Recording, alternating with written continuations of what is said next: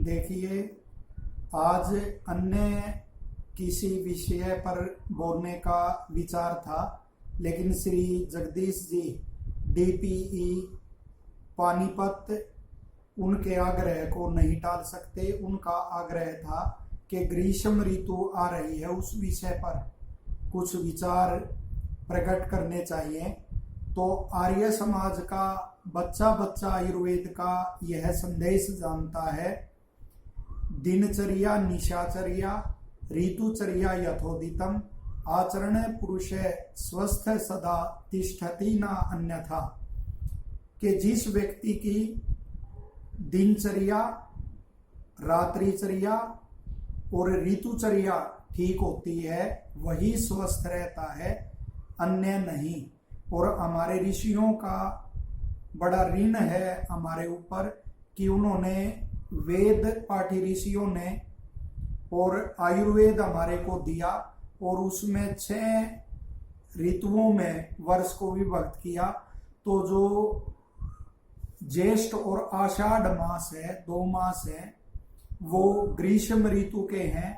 और उन्होंने किस ऋतु में कैसा आहार विहार हमारा होना चाहिए ये भी हमारे को स्पष्ट निर्देश दिया।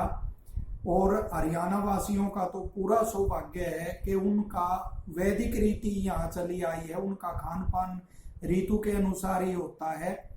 सर्दी के अंदर जब जठराग्नि तीव्र होती है तो ये खोया आदि के लड्डू का प्रयोग करते हैं।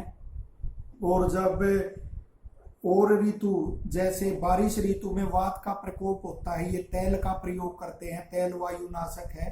इसी तरह सर्दी के अंदर जो बाजरा अन्न होता है, उष्ण होता है, उसका प्रयोग करते हैं। और ग्रीष्म ऋतु में हमारी माताएं रबड़ी बनाती थी, अब तो वो विधि बहुत कम माताओं तक सीमित रह गई हैं जो थोड़ी ज्यादा आयु की हैं।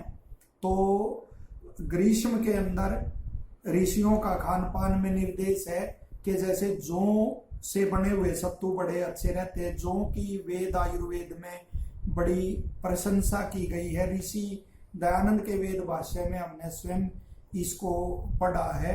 और साथ ही जो खस आदि होते हैं, ऐसे पदार्थ जो ठंडे होते हैं, चंदन है, खस है और कमल है, नील कमल आदि है, ऐसे उनका या गुलाब आदि के बने हुए शरबत का प्रयोग करते हैं। ठंडा करके उनका प्रयोग करना चाहिए, ऐसा आयुर्वेद में है। लेकिन कोरोना का प्रकोप जो चल रहा है उसको देखते हुए ज्यादा बर्फ आदि के प्रयोग से ऐसे बचना चाहिए। दूसरा स्पष्ट निर्देश है कि घी, दूध और जल ये निरंतर सेवनीय हैं।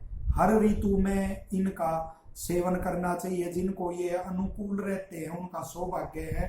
और रोग विशेष ऐसा कोई ज्यादा ना हो तो सबको इनको सातम्य बनाने का प्रयास जरूर करना चाहिए। दूसरा, ऋषि दयानंद जी संस्कार विधि में उल्लेख करते हैं कि इस ऋतु में जो अन्न आदि आप बनाते हैं, भोजन बनाते हैं, उसमें जो ठंडे मसाले हैं, सफेद इलायची आदि, इसका प्रयोग करना चाहिए। ये मैंने कुछ आप मेरी एक और आपसे भी आग्रह है कि सफेद इलायची का ऋषि का क्या यहाँ तात्पर्य है, आप जरूर जानने का प्रयास करें। सफेद इलायची का मेरे को पता नहीं लग रहा कि कहाँ ये मिलती है और कैसा किस रूप में इसका यहाँ उल्लेख है। तो इस तरह गरम मसालों का इसमें प्रयोग इस ऋतु में नहीं करना चाहिए। पुदीना आदि है, उसको सुखा के आप उसका प्रयोग कर सकते हैं। तो ऐसे वो जो ठंडे वो प्रकृति के मसाले होते हैं उनका विकल्प खोजना चाहिए। और साथ ही सोने के लिए जैसे रात को आयुर्वेद में स्पष्ट उल्लेख है कि छत पे, मकान की छत पे शयन करना चाहिए। चांदनी के प्रकाश में कितना अच्छा निर्देश है, क्योंकि आकाश जीवनीय शक्ति से भरा हुआ है। लेकिन जैसे हमने पहले भी बताया था कि राजा के पाप के कारण ही मच्छर बढ़ते हैं। ये जो मांस पालन चल रहा है, मांसाहार का चल रहा है, कितने मच्छर बढ़ गए हैं। पहले छत पे ही सभी सोते थे, सुखपूर्वक निद्रा लेते थे। और चोर आदि का व्यय भी नहीं था, मच्छरों का भी व्यय है, चोर आदि का भी व्यय है, तो ये सब राजाओं का पाप है। दूसरा, इस ऋतु में कहा गया है कि जो तालाब हैं, बावड़ियां हैं, उनके जल आदि में स्नान करना, इस प्रकार उनके जल का सेवन करना। लेकिन साथ ही ध्यान रखना चाहिए, जिस जल का हमारे को ज्ञान नहीं उसमें प्रवेश नहीं करना चाहिए, वरना प्राण का खतरा हो सकता है। और इसी तरह बगीचों में जाना वो भी सुखकर होता है, लेकिन तालाब भी नष्ट कर दिए गए हैं, बावड़ियां भी नष्ट कर दी गई हैं, और तालाबों के जीर्णोद्धार के नाम पे वहां मछलियां पालन कर दिया गया है। ये कितना बड़ा दुर्भाग्य है, वरना इनके दर्शन करने से भी ऐसे ग्रीष्म का जो प्रकोप है वो दूर होता है ऐसे दृश्यों का देखकर, और जो पित्त का प्रकोप होता है वो भी दूर होता है। और साथ में जो श्वेत महीन वस्त्र होते हैं इस ऋतु में धारण करने चाहिए, और साथ ही ब्रह्मचर्य का सभी ऋतुओं में और इस ग्रीष्म ऋतु में गृहस्थों को भी विशेष करके पालन करना चाहिए। और परमात्मा के विषय में तो लिखा ही है ऋत्विजम, कि वह परमात्मा हर ऋतु में उपासनीय है।